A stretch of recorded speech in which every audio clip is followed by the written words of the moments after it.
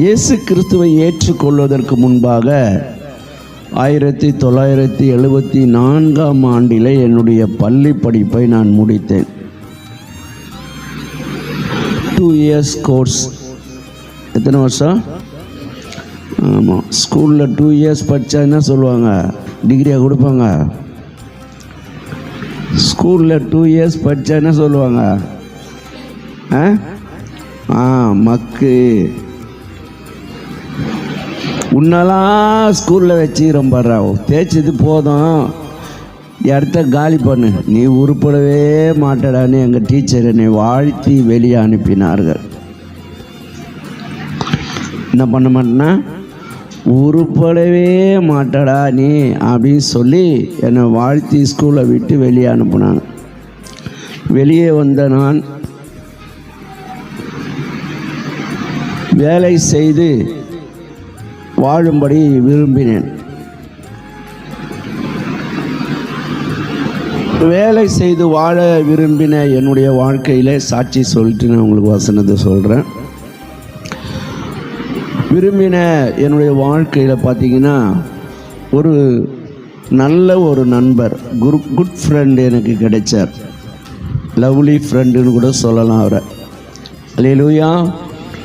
அவருடைய பெயர் பெரிய வால்குட்டி. சொல்லுங்கள், என்ன பேர்? பெரிய வால்குட்டி. அதுலேயே என்ன இருக்குது? இருக்குது. அப்போ நீங்களும் அப்படி தான் இருக்கக்கூடாது. அல்லேலூயா. அப்போ அவர்கிட்ட கேட்டேன், எனக்கு ஒரு வேலை வேணும்ப்பா.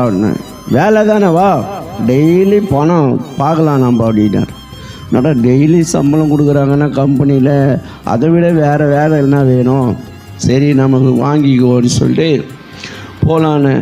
ஆனால் டே ஷிஃப்டெல்லாம் வராது, செகண்ட் ஷிஃப்டெல்லாம் கிடைக்காது, ஒன்லி நைட் ஷிஃப்ட் மட்டும்தான் போகணுன்னாப்புல. சரி பரவாயில்ல, நைட் ஷிஃப்ட்டுனா காலையில் பொழுது வந்த பிறகு நம்ம பணம் செலவு பண்ணுறதுக்கு டைம் இருக்கும், கொஞ்ச நேரம் தூங்கிட்டு. அதனால் நைட் ஷிஃப்டே வந்துடுறேன். அப்படியாக இரவு வேலைக்கு போனேன். கூட்டின்னு போகிறாரு. பஸ் இறங்கி நடக்கிறோம் அப்படியே நடந்து ஒரு 4 கிலோமீட்டர் நடந்தோம். நான் கேட்டேன், ஏன்னா கம்பெனியில் வழுக்குகளுக்கு கூட காணோம், தெரு லைட்டு கூட காணோம், ஸ்ட்ரீட் லைட் கூட காணோம், ஒரே முள்ளு தோப்பாக இருக்குதப்பா அப்படின்னு. அவர் சொன்னார், நம்ம தான் இன்வெஸ்ட் பண்ணியிருக்கிறோம், இந்த கம்பெனியை நம்ம தான் ரன் பண்ணணும், அதனால் இந்த கம்பெனியில் நம்ம தான் பார்ட்னரும், நம்ம தான் முதலாளியாக, நம்ம தான், நீ கவலைப்படாத வா அப்படின்னார். சரின்னு போனேன். கொஞ்சம் தூரம் போயிட்டு ஒரு ஆற்று ஓரமாக கூட்டின்னு போயிட்டு ஒரு 3 கல் இருந்தது. அந்த கல் மேலே ஒரு காலி பெரிய ட்ரம்மை வச்சார். சரி ட்ரம்மை வச்சு என்ன பண்ண போகிறார் தெரியல அப்படின்னு பார்த்தா, ஒரு புல்லுக்கட்டைங்க வா அப்படின்னார். புல்லுக்கட்டை தூக்குனவுடனே உள்ளே இருந்து கொஞ்சம் அப்படியே ஜலஜலான்னு சத்தம். அதை பக்கெட்டில் மொண்டுன்னு போய் அந்த இதில் ஊற்றினார், ட்ரம்முக்குள்ளே ஊற்றிட்டார். ட்ரம்முக்கு மேலே வாய் திறந்து இருந்தது, அதுக்கு மேலே ஒரு பெரிய பானை வச்சார். அந்த பெரிய பானைக்குள்ளே 2 குச்சி வச்சார், சின்ன குச்சி, அது பானைக்குள்ளே நிற்கிற மாதிரி 2 குச்சி வச்சு, அந்த குச்சிக்கு மேலே ஒரு கைநேர் பானைன்னு சொல்லுவாங்க. எங்கள் காலத்துலலாம் சாப்பாடு வடிக்கிறதுக்கு பானை தான் இருக்கும், சட்டி, மண் சட்டி தான் வச்சு வடிப்பாங்க சாப்பாடு வடிக்கிறதுக்கு. அந்த கைநேர் பானையில் அந்த உள்ளே வச்சார், காலியாக வச்சுட்டு மேலே ஒரு அன்னக்கூடையை வச்சு எல்லாத்தையும் கன்சீல் பண்ணார். களிமண் எடுத்து ஒரு கேஸ் காற்று கூட போகாமல் ஃபுல்லாக பூசி ஒழுங்கும் கிரயமாக வச்சார். இப்போ கீழே கொளுத்த சொன்னார், கொளுத்தினே இருந்தேன். மேலே தண்ணி அந்த அன்னக்கூடையில் கொதிச்சிச்சுன்னா, சூடாகிடுச்சுன்னா அந்த தண்ணியை கீழே ஊற்றிட்டு திருப்பி அந்த கீழே இருக்கிற தண்ணியை தூக்கி அதில் ஊற்று அப்படின்னார். 3 வாட்டி ஊற்றினேன். 3 வாட்டி இறக்கினா 3 வாட்டி ஊற்றிட்டேன். அப்படி ஊற்றிடும்போது அந்த தண்ணியெல்லாம் ஊற்றி முடித்த உடனே அவர் என்ன பண்ணார், இரு இப்போ தண்ணி ஊற்றாதான்னு அந்த அன்னக்கூடையை தூக்கிட்டு காலியாக வச்ச அந்த கைநேர் பானையை தூக்குனா ஃபுல்லாக தலைன்னு இருக்குது. அப்படியே என்ன வால்குட்டி, இது காலியாக வச்ச மந்திரமாயம் கூட மாதிரி இல்லை, உள்ளே இருக்கிறதெல்லாம் தனியாக நிற்குதுண்ணா, இதாண்டா உள்மூட்டு சரக்கு அப்படின்னாரு. என்ன சரக்கா? இதான் உள்மூட்டு சரக்கு. வெளி மூட்டு சரக்குனா டியூப் வச்சு வெளியேற்றுருவாங்க, உள் மூட்டு சரக்குனா உள்ளே பாத்திரத்தை வச்சு எடுப்பாங்க அப்படின்னு கையை கொளுத்துனா கையெல்லாம் எரியுது அவர் கையெல்லாம். அப்படிப்பட்ட அந்த சூழ்நிலையிலே சாராயத்தை காய்ச்சுவதற்கும் தைரியம் வரணுன்றதுக்காக சாராயம் குடித்தோம். இப்போலாம் இம்தோண்டு குடிக்கிறாங்க. அது என்னமோ கட்டிங்கு குட்டிங்கெல்லாம் வச்சுட்டு, ஏய் என்னை யாரும் ஒன்றும் பண்ண முடியாதுடா, யாரா கேட்குது நீ ஆயிடுறா அப்படின்றான். எவ்வளோ சார் குடிச்ச? அதோ இந்த கட்டிங் பாட்டிலில் ஒரு மொனர் குச்சிட்டு, கட்டிங் பாட்டிலில் ஒரு மொனர் குச்ச உடனே மொனர் உள்ளே போயிட்டு ஆராய்ஞ்சி அவரை அப்படியே போதையில் தில்ல வைக்கிது. அல்லேலூயா. நான் குடிக்கும்போது அமுல்டின் டப்பா தான் இருந்தது. அமுல்டின் பால் தான் கொடுப்பாங்க குழந்தைங்களுக்கு. அமுல்டின் டப்பாவில் 1 லிட்டர் டப்பா அது. அந்த 1 லிட்டர் டப்பாவில் சாராயத்தை ஃபுல்லாக ஊற்றிட்டு கையில் அந்த ஊரல் பேரல், நான் சொன்ன பாருங்க அந்த புல்லுக்கட்டை தூக்குனானே அது ஊரல், அழுகின பழங்களோட கூட வேப்பம்பட்டை வேலம்பட்டை எல்லாம் போட்டு செய்வோம். நீங்கள் யாரும் கற்றுக்க போகிறீங்க? அதை போட்டு கொதிக்க வச்சு எடுக்கிறதா சாராயம், உள்முட்டு சரக்கு. அதில் டிகிரி முடித்தேன்.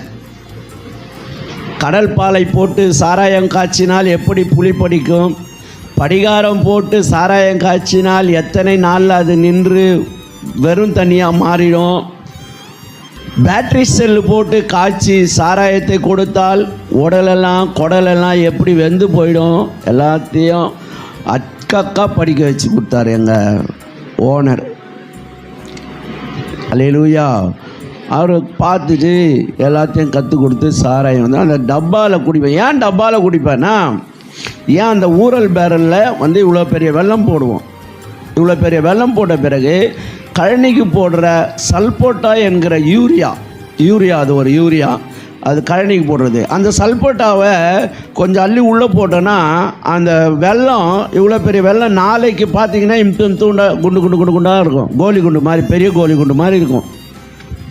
அதில் ஒன்று எடுத்து கையில் வச்சுக்கிட்டு அப்படியே ஒரு நாக்கில் அப்படின்னு சப்பிக்கின்னு இந்த சாராயத்தை அப்படியே மடக்குன்னு குடிக்கிறது. குடிச்சிட்டு கட்சியில் ஒரு வாட்டி சப்பிக்கிறது வெள்ளத்தை. ஏன் அப்படி சப்புறன்னா, சாராயத்தை குடித்தால் பித்த உடம்புக்காரனுக்கு குடித்த உடனே அப்படின்னு ஒரு ஏப்பம் வரும்.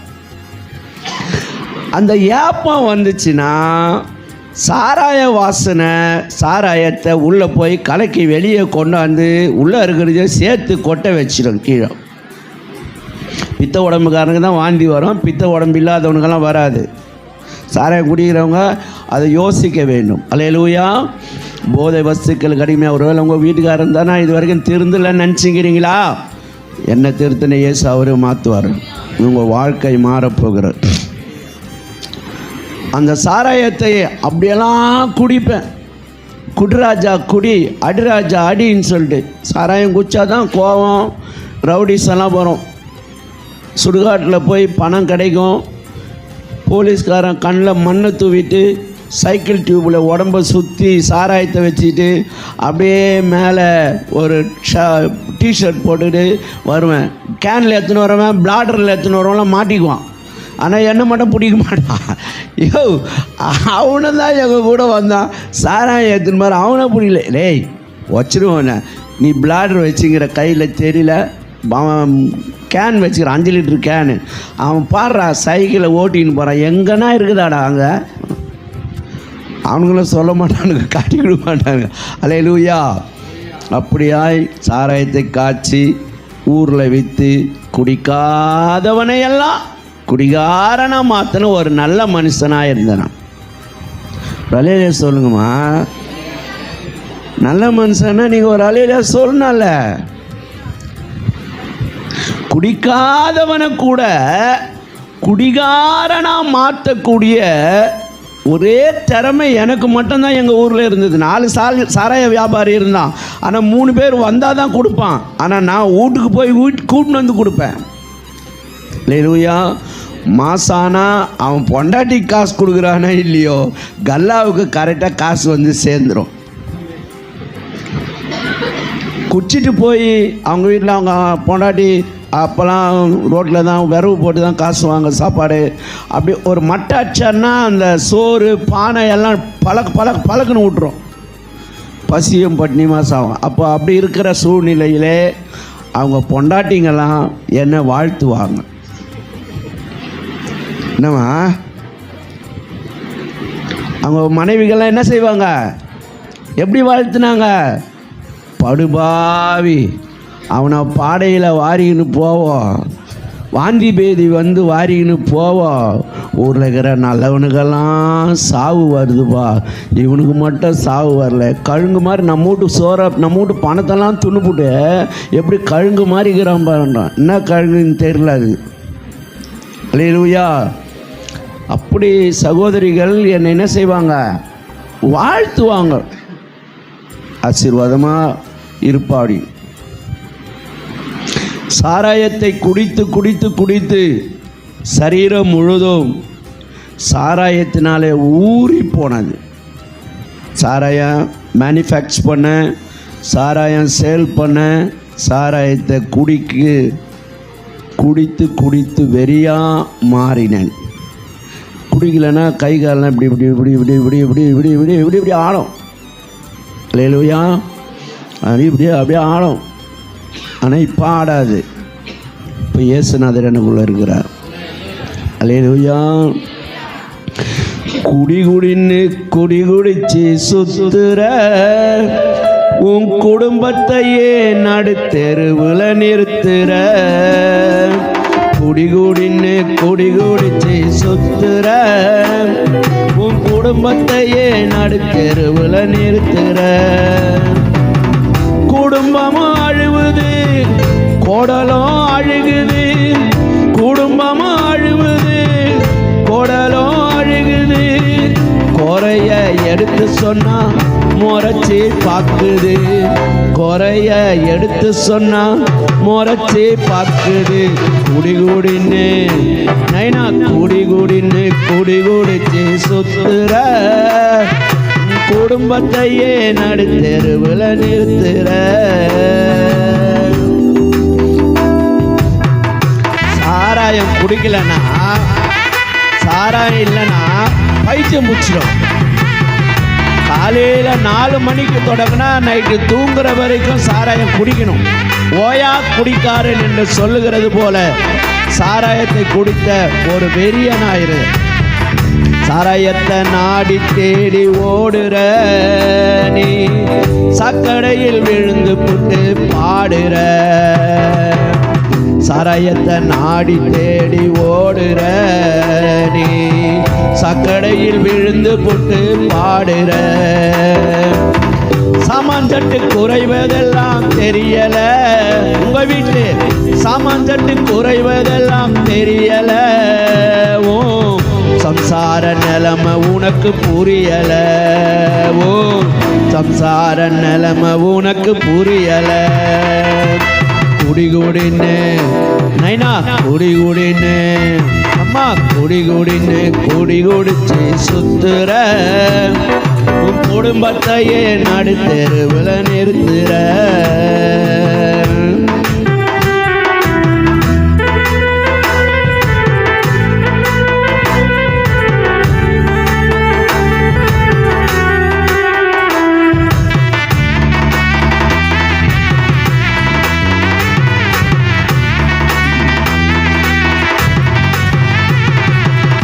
சர்வவல்ல இயேசு உன்னை அழைக்கிறார். சாத்தானோ அவன் பக்கமாய் இழுக்கிறான். சர்வவல்ல இயேசு உன்னை அழைக்கிறார். சாத்தானோ அவன் பக்கமாய் இழுக்கிறான். சாவை தேடி ஓடுவதும் சரிதானா? நீ சாவை தேடி ஓடுவதும் சரிதானா? சத்தியம் பண்ணிய பின்பும் முறைதானா? நீ சத்தியம் பண்ணிய பின்பும் முறைதானா?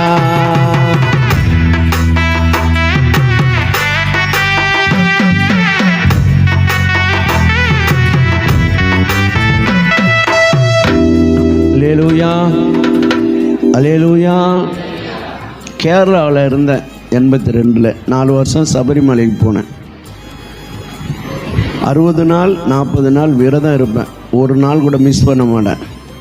ஆனால் மலைக்கு போயிட்டு வந்த உடனே நேராக மாஹி என்கிற ஒரு இடம், கண்ணூர் டிஸ்ட்ரிக்டில் அந்த தளிப்பரம்பை என்கிற ஒரு ஊரில் அந்த மாஹி என்கிற ஒரு இடம் இருக்கிறது. அது பாண்டிச்சேரியினுடைய ஒரு இடம். அந்த இடத்துல போய் சாராயம் குடிக்கும். சாராயம்னா பிராந்தி குடிப்போம். அப்படி பிராந்தி குடிக்கும்போது ஹெர்குலஸ் பிராந்தி, ஹெர்குலஸ் ரம் தான் வாங்குவேன். 700 ml ஒரு கிளாஸ் கொடுப்போம் அந்த பாண்டிச்சேரியில். அது ரொம்ப டேஸ்ட்டாக இருக்கும். இப்படி இந்த பக்கம் கவுத்திங்கன்னா 200 மில்லி ஊற்றலாம், இந்த பக்கம் கவுத்தா 50 மில்லி ஊற்றலாம். என் கூட வந்தவங்கெல்லாம் ₹1 கலரு இறைச்சியெல்லாம் வாங்கி வச்சுட்டு சாப்பிடுவோம்.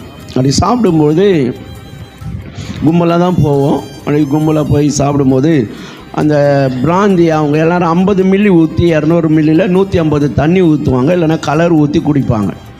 நான் மட்டும் 200 மில்லி அதில் ஃபுல்லாக ஊற்றி 200 மில்லியை குடிச்சிட்டு ஒரே ஒரு மொனர் கலர் குடிப்பேன், அந்த ஸ்மெல் வராத இருக்கிறதுக்காக. இப்படி போதையினால் அடிமையானதுனால 2 பக்கமும் அல்சர் என்கிற குடல் புண்ணை ஏற்படுத்தப்பட்டது. அல்லேலூயா, அல்லேலூயா. எந்த சாராயம் என்னை வாழ வைக்கும், எந்த சாராயம் என்னை பணக்காரனாக்கும், எந்த சாராயம் என்னை ஒரு சிறந்த ஒரு ரவுடியாக மாற்றும்னு நினச்சேனோ அந்த சாராயம் உள்ளே போய் ஆராய்ஞ்சி, அல்லேலூயா, 2 பக்கமும் வலது இடது பக்கத்தில் குடலில் தொலையை போட்டுச்சு. தொலை விழுந்த உடனே தான் இயேசுநாதர் ஞாபகம் வருது. ஐயோ, எங்கள் அப்பா பேர் அந்தோணி தாஸ், அவங்க அப்பா பேர் அந்தோணி ராயப்பன், அதெல்லாம் விட்டுப்புட்டு நம்ம எங்கெங்கேயும் வந்துக்கிறோமே தெரியலையே. இயேசுவே நீ சுகம் கொடுத்தா உனக்கு நான் நன்றியாக இருப்பாண்டவரேன்னு சொல்லுவேன். உடனே வயிற்று வலி மாறிடும். ஆனால் இயேசுநாதரை தேட மாட்டேன். அல்லேலூயா. குருவாயூர் என்கிற ஒரு ஊர் இருக்குது கேரளாவில். தோட்டத்து மட்டும் தான் கட்ட முடியும், டவுல் மட்டும் கட்டிட்டு குளிச்சுட்டு அங்க பிரத்யட்சம் சொல்லுவாங்க, அப்படிப்பட்ட செயல்களை நான் செய்தேன். பல இடங்களுக்கு அதிகாலையில் போய் சாமி கும்பிடுவேன். இப்போ நான் நினைக்கிறது எல்லா சாமியும் நம்ம ஒரு ஆள் இல்லைன்னா கூட இவ்வளோ ஆளுங்க இருக்கிறாங்களே, நம்ம கும்பிட்டதே ஒரு 50 சாமிங்க இருக்கும் பொழுது அந்த 50 சாமிங்கள் எதுனா ஒன்று நம்மளை காப்பாற்றாதான்னு காப்பாற்றாது. எப்போ இயேசுநாதர் கூப்பிட்றோம் அப்போ தான் சுகம் கிடைக்கும். அல்லேலூயா, அல்லேலூயா. அப்படிப்பட்ட ஒரு நிலைமையிலே வாழ்ந்து கொண்டிருந்தேன். 1980ஆம் ஆண்டுலேருந்து 85 ஆண்டுகள் இந்த வேதனை இருந்தது. 85வது ஆண்டு 85ஆம் வருஷம் ஜூன் மாதம் 13, 14, 15 பல்லாவரம் சந்தை மைதானத்தில் கூட்டம் நடந்தது. இந்த மாதிரி ஒரு மீட்டிங் நடத்தினாங்க. நீங்கள் உள்ளே நடத்துகிறீங்க, அவங்க வெளியே நடத்துனாங்க. நீங்கள் எங்கே நடத்துகிறீங்க? சபைக்குள்ளே நடத்துகிறீங்க, அவங்க வெளியே நடத்துனாங்க. அப்போது ஒரு சகோதரி தான் வந்து கூப்பிட்டாங்க. ஜென்ஸு யாரும் வரமாட்டாங்க. ஊழியத்துக்கு வாப்பா, ஜபத்துக்கு வாப்பா, மனம் திரும்புப்பாலாம் கூப்பிடவே மாட்டாங்க. இந்த ஜென்ஸுங்களை மட்டும் நம்பாதீங்க, நீங்கள் தான் சபைக்கு தூணாக இருக்கும் போகிறீங்க. அல்லேலூயா, அல்லேலூயா. ஆமாம்.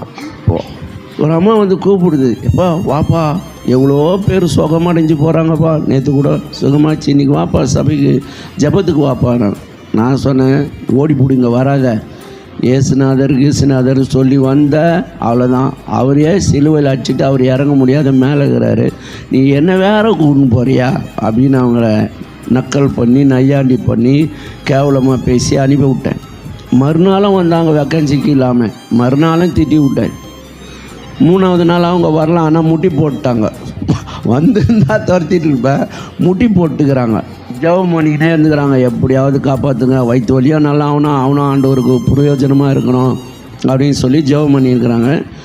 சரியாக 3 மணிக்கு நான் படுத்துட்டு இருந்தேன். ஒரே லுங்கி மட்டும் கட்டிட்டு படுத்துட்டு இருந்தேன். பார்த்தீங்கன்னா மரக்கொட்டை எப்படி சுட்டிக்கும். மரக்கொட்டைன்னா உங்களுக்கு தெரியுமா? நீங்கள் பார்த்துக்கிறீங்களா? மரக்கொட்டையை கருப்பாக இருக்கும், நிறைய காலுங்கள்லாம் இருக்கும். அது அப்படி தொட்டால் என்ன பண்ணும்? சுருட்டிக்கும். அப்படி சுருட்டின்னு படுத்துடும். அந்த மாதிரி சுருட்டின்னு படுத்து நின்றேன். ஒரு 3 மணி இருக்கும். அப்போது நான் ஒரு தீர்மானம் எடுத்துட்டேன். 10 மணிக்கு ஒரு தீர்மானம் எடுத்தேன். என்னன்னா, வாழ்ந்தா உலகத்தில் சுகமாக வாழணும், இல்லைன்னா செத்து போகணும். அல்லேலூயா. வாழ்ந்தா சுகமாக வாழணும், இல்லைன்னா செத்து போகணும். அப்போ செத்து போனோன்னா என்ன வழி?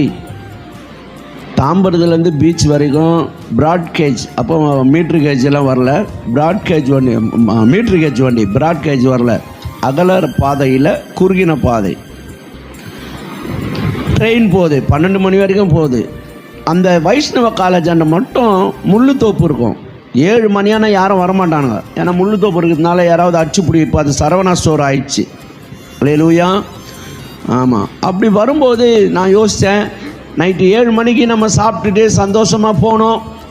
போய் அப்படியே ட்ரெயினுக்கு முன்னாடி ஒரே நின்றுட்டு அவன் அடிச்சு தூக்கி போட்டுருவான். ஒரே அடியில் சதுக்கு நீ செத்து போடுவோம். அதோடு நம்மளை யாரும் வயிற்று வலியும் கொண்டாட முடியாது, எந்த வலியும் கொண்டாட முடியாது. நம்ம சாமி கும்பிட்டதெல்லாம் போதும் வானான்ட்டு நான் யோசிச்சுருந்தேன். 3 மணிக்கு ஒரு சத்தம். சாகணும்னு தீர்மானம் பண்ணிட்டேன். கடைசியாக ஏன் ஒரே ஒரு நாள் அந்த கூட்டத்துக்கு வரக்கூடாது, கூட்டத்துக்கு வந்துட்டு போ அப்படின்னு. சரி பரவாயில்ல, அதுவும் நல்லது தான். சாகிற நேரத்தில் என்ன பண்ணலாம், சாமி கும்பிட்டு சாமி ஆசீர்வாதத்தை வாங்கின்னு போய் செத்து போகலாம். சாகிறதுக்கு கூட ஒரு ஆசீர்வாதம் வேணும்ல, சாமி ஆசீர்வாதம்ன்ட்டு நான் யோசிச்சுட்டு ஜபத்தில் போய் உட்காந்தேன். கடைசியால் உட்காந்தேன். பிரசங்கம் பண்ணார், ஜெபம் பண்ணார். கடைசியில் இருந்த என்னுடைய பெயரை கூப்பிட்டாரு. நான் நினச்சேன் 3000-4000 பேர் இருக்கிறான், எந்த அந்தோனியை கூப்பிட்றாரு, உன்னதாம்பா அப்படின்னு சொல்லிட்டு அவர் சொன்னார், உங்கள் அப்பா பேர் அந்தோனி தாஸு, உனக்கு அல்சர்னால் பாதிக்கப்பட்டிருக்கிற, நீ தற்கொலை செய்து கொள்ள முயற்சியை இன்றைக்கி வந்திருக்கிற, இயேசு உன்னை தொட விரும்புகிற, நீ வானார். நம்மளுக்கு இயேசு என்ன தொட்டார் நம்மளுக்கு என்ன தெரியும், பழக்கமே கிடையாது. சாமி எப்படி இருக்குன்னா, கரெக்டாக 4 வருஷம் போனேன், இவ்வளோ தான், 3/4 அடி ஒயிட்டில் இருக்கிறாரு, தங்கமாக வெள்ளியான்னு தெரில. அவர் உக்கார்லேயே இருக்கிறார். 4 வருஷமாக நான் போய் பார்க்குறேன், கொஞ்சம் கூட அப்படி அசையவே இல்லை. அந்த பக்கம் இந்த பசங்க கூட அசையல, எழுந்திரிக்கலை. அப்போ நம்மளுக்கு எப்படி தெரியும் கடவுளுடைய தன்மை, நம்மளுக்கு எப்படி தெரியும் கடவுளுடைய குணாதிசயம் எப்படி தெரியும், போனால் தான் தெரியும். அப்போ கண்ணு மூடின்னு, உங்கள் பாவங்களையெல்லாம் அறிக்கை செய்யுங்கன்னார். ஆண்டவரே என்னுடைய பாவங்களை நமக்கு பாவம்னு கூட என்ன தெரியாது, ஆனாலும் சொல்லின்னுக்கிறேன், ஆண்டவரே என் பாவங்களை மன்னிங்கப்பா, என் பாவங்களை மன்னிங்கப்பா, நான் உங்களுக்காக வாழ்கிறேன்ப்பா. எப்போதும் வரும்பார், அந்த வழி வரும்போதெல்லாம் சொல்லுவேனே அந்த வார்த்தை, இங்கேயும் இடை சொருகெல்லாம் சொருவிட, உங்களுக்காக வாழ்கிறேன்ப்பா, என்னை தொடுங்கப்பா, சுகமாக்குங்கப்பா, பாவத்தை மன்னிங்கப்பா அப்படின்னு. அல்லேலூயா, அல்லேலூயா. அந்த இரவு நேரத்தில் 9 மணி இருக்கும். அவர் ஜெபித்த பொழுது என் உடலிலிருந்து ஒரு கருத்த உருவம் என்னை விட்டு வெளியேறினதை நான் கண்டேன். இவ்வளோ நாள் நான் தெய்வம் நம்பிட்டு இருந்தது, ஒரு கருத்த உருவம், செத்துப்போன ஆவியை நான் நம்பினேன். ஆண்டவர் அதை வெளியேற்றினார். வெளியேற்றின உடனே 2 கை அப்படியே அணைச்சிடுங்க. இன்னைய வரைக்கும் அதை மறக்க முடியாது. அந்த சீனும் அந்த நினைவுகள் என்னை விட்டு நீங்கவே நீங்க முடியும். 2 கரங்கள் வந்து அணைத்து கொண்டதை நான் உணர்ந்தபோது ஆண்டவருக்கு நன்றி செலுத்தினேன். சோத்திரம் சோத்திரம் சோத்திரன்னு எவ்வளோ நேரம் சொன்னேன்னு தெரியல. அவர் தட்டினார், பிரதர் சொல்லுங்கள், எல்லாம் போயிட்டாங்க பிரதர். எல்லாம் போயிட்டாங்களா? 4000 பேர் நின்னாங்க, ஒரு ஆள் கூட இல்லையா? எல்லாரும் போயிட்டாங்க. மணி 10:30 ஆகுது, நீங்களும் வீட்டுக்கு போங்க, ஆண்டவர் உங்களை ஆஸ்வதிப்பார் சொன்னார். ஆண்டவர் இன்னைய வரைக்கும் சுகத்தை கொடுத்து வைத்திருக்கிறான். அல்லேலூயா, அல்லேலூயா. அன்பான மனமே நீ வா, உன்னை பண்போடு அழைக்கும் அன்பென்னும் இயேசு உலகமோ அறியவில்லை, உன்னை ஒருவரும் புரியவில்லை. நண்பா உலகமோ அறியவில்லை, உன்னை ஒருவரும் புரியவில்லை. அன்பான மனமே நீ வா,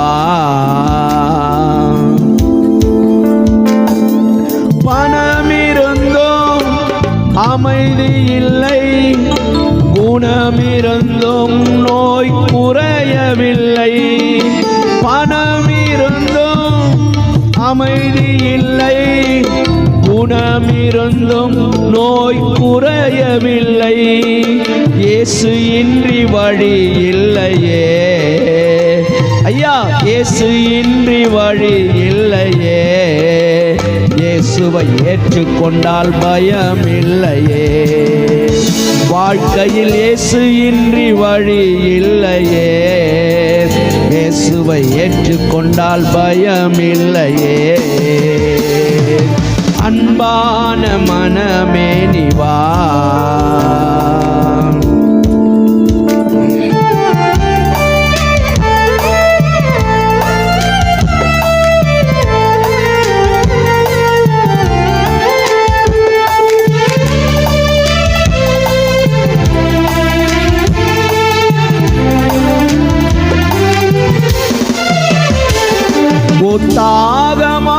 தாகமாயிருக்கிறவர் நீங்கள் இயேசுவிடம் வாருங்களே.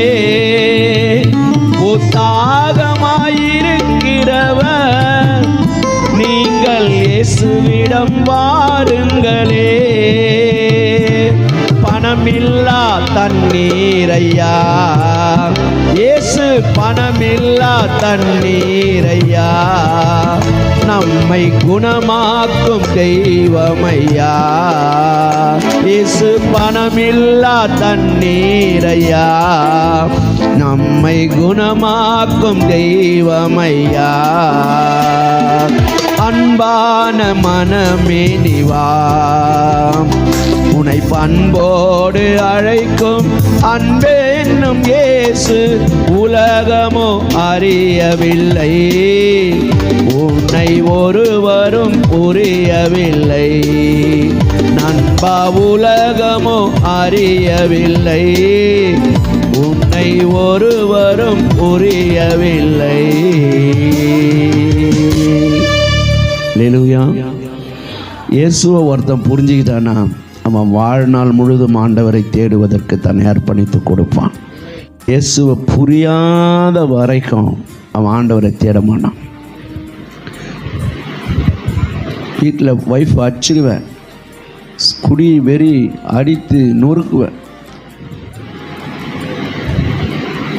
ஆனால் ஆண்டவர் எல்லா காரியத்திலிருந்தும் என்னை விடுதலையாக்கி சுகம் கொடுத்து என்னை ஒரு தேவ மனுஷனாக மாற்றினார்.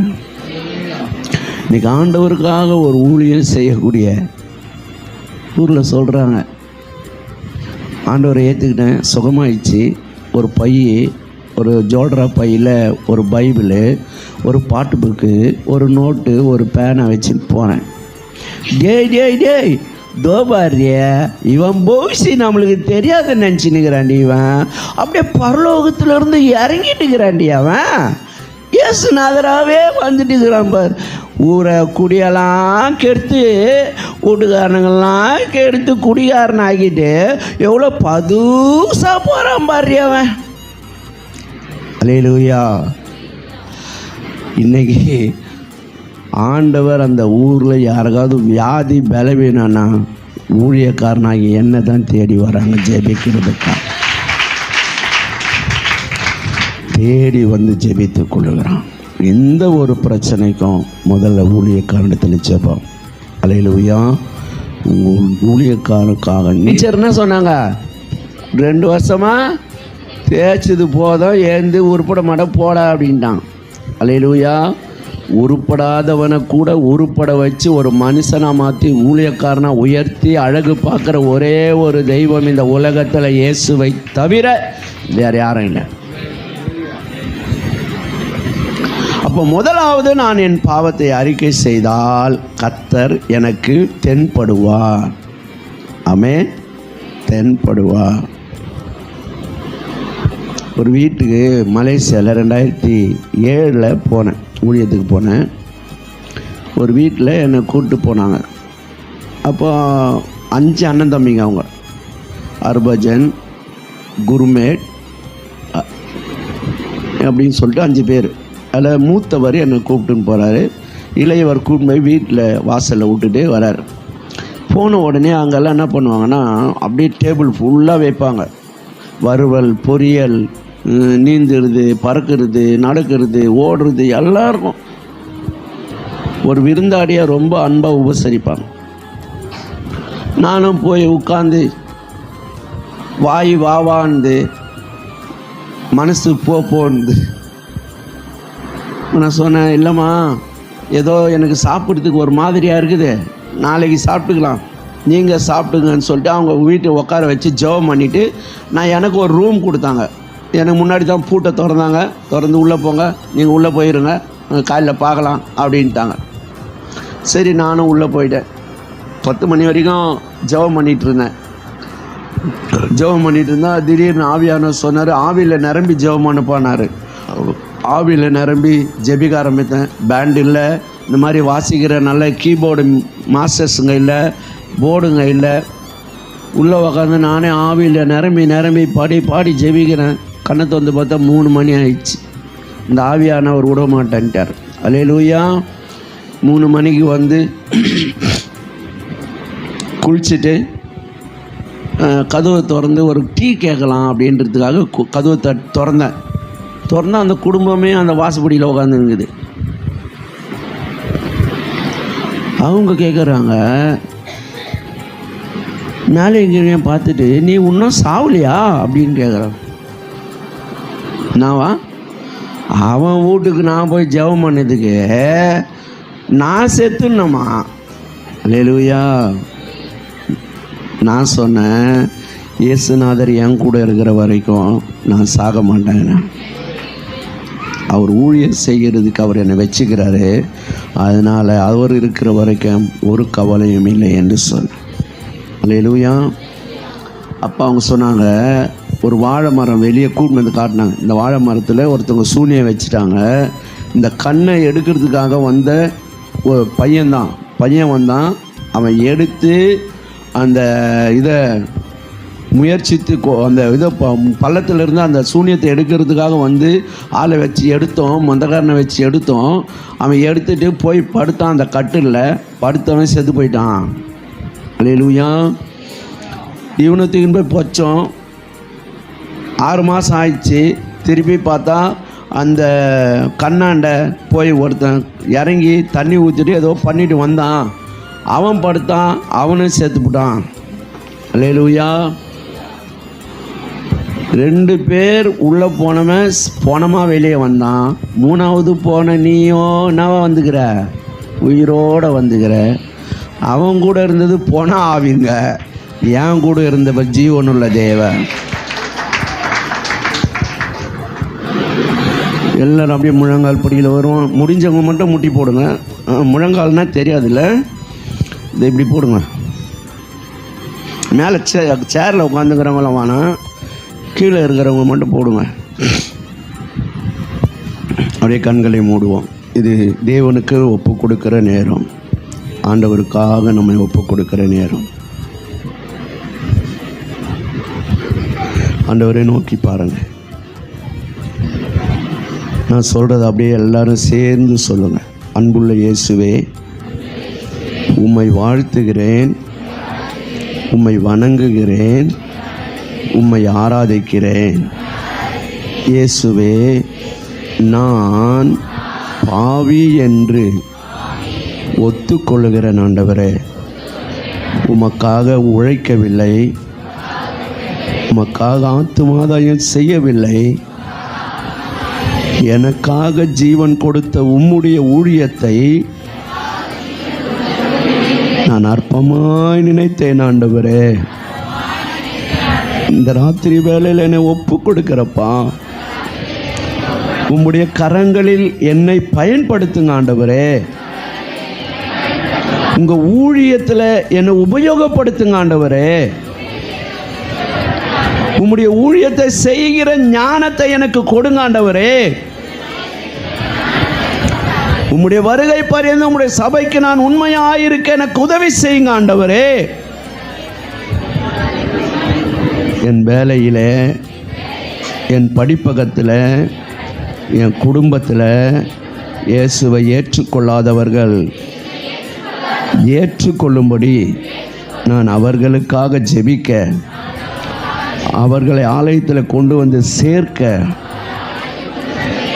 எனக்கு உதவி செய்யுங்கப்பா, எனக்கு உதவி செய்யுங்கப்பா, எனக்கு உதவி செய்யுங்க. தானியேல் போல ஜெபித்திடும் தாசர் பலர் மறைந்தார். தானியேல் போல ஜெபித்திடும் தாசர் பலர் மறைந்தார். பிறப்பின் வாசலில் நிற்கும் சிலர் தூங்கி கலைத்து போனார். பிறப்பின் வாசலில் நிற்கும் சிலர் தூங்கி கலைத்து போனார். பாவம் பெருகுதே, பாரும் பரன் இயேசுவே, ஆழியும் மனுக்குலம் அதையும் ரட்சிப்பீரே. ஆழியும் மனுக்குலம் அதையும் ரட்சிப்பீரே. வேறும் கையாய் பரலோகத்தில் வந்தீரேன் இயேசுநாதா. வேறும் கையாய் பரலோகத்தில் வந்தீரேன் இயேசுநாதா. ஆத்தும ஆதாயம் செய்திடவே ஆசீர் பொழிந்தாருளோ. ஆத்தும ஆதாயம் செய்திடவே ஆசீர் பொழிந்தாருளோ. பாவம் பெருகுதே, பாரும் பரன் இயேசுவே, ஆழியும் மனுக்குலம் அதையும் ரட்சிப்பீரே. ஆழியும் மனுக்குலம் அதையும் ரட்சிப்பீரே.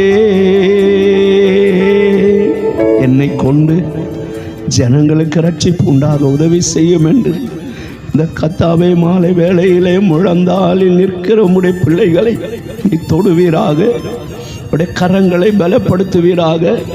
ஆண்டவரே, உடைய இருதய சிந்தையிலே உடைய மகிமை இறங்குவதாக.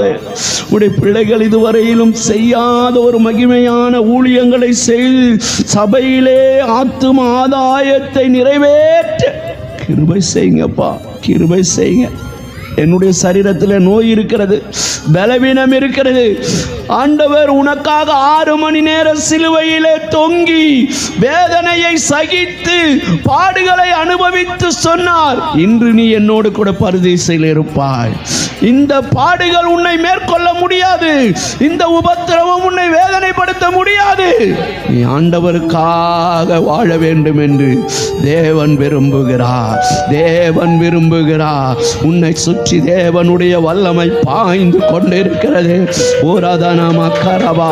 தேவ மகிமை, தேவ மகிமை, தேவ வல்லமை உனக்குள்ளே இறங்கி ஆத்தும ஆதாயம் செய்கிற தேவ பிரசன்னம், தேவ பிரசன்னம், தேவ வல்லமை, தேவ வல்லமை, தேவ வல்லமை, தேவ வல்லமை கடந்து வருகிறது. சகோதரனே, நீ வரலாமா வரக்கூடாதா, ஒருவேளை முழு நேரத்துக்கு அழைச்சிடுவாரா என்று நினைச்சு யோசித்து கொண்டிருக்கிறான். கர்த்தர் சொல்றார், உனக்காக உயிரை கொடுக்கும்போது நான் அப்படியெல்லாம் யோசிக்கல தம்பி. உனக்காக ஜீவனை கொடுக்கும்போது, கைகளிலே கால்களிலே ஆணிகளை அடிக்கும் பொழுது, தலையிலே முள்முடி சூட்டப்படும் பொழுது, நான் உன்னுடைய பாவம் இப்படி இருக்குது, பாவத்தை விட்டுட்டாலும் நான் உன்னை ரட்சிப்பேனேன்னு சொல்லி நினைச்சிருந்தா இன்றைக்கு நீ ரட்சிப்பை பெற்றிருக்க முடியாது. இன்றைக்கு ஆண்டவருக்கு ஒப்பு கொடு. கர்த்தர் உன்னை நோக்கி பார்க்கிறார். உன் வேலையிலே பலவிதமான பிரச்சனைகள், நெருக்கங்கள், போராட்டங்கள் இருக்கிறதை கர்த்தர் உணர்த்தி கொண்டிருக்கிறார். அவைகளை எல்லாம் மாறுவதற்கு ஒரே வழி, ஆண்டவருக்காக நீ ஊழியம் செய்யணும். முழு நேரம் அல்ல, சபை விசுவாசியாக இருந்து கொண்டு நீ செய்கிற ஊழியம் மகிமையாக இருக்கும். ஆண்டவரே, வந்த ஒவ்வொரு பிள்ளைகளை ஒவ்வொரு மாதமும் பாரத்தோடு இந்த ஊழியத்தை செய்கிற உடைய தாசரையும், அருமையாய் அவர் கொடுத்த பிரிஸ்கில்லால் ஆக்கிலாலை போல ஊழியம் செய்கிற அவருடைய மனைவியும் பிள்ளைகளையும் அம்மாவையும் ஆசிரியர் 70 இல்லை ஆண்டவரே, மோசே போல 100 ஆண்டவரே சோத்தரிக்கிறோம் 20 வருஷம் சுகமும் பலமும் உலர்ந்த ஆண்டவரே சரீரத்தோடு வாழணும். ஒரு நாள் அவங்க சோர்ந்து போகாதபடி கர்த்தர் ஆசை. கிருபையும் சமாதானமும் தொடரட்டும். இயேசுவின் நாமத்தில் பிதாவே, ஆமென்.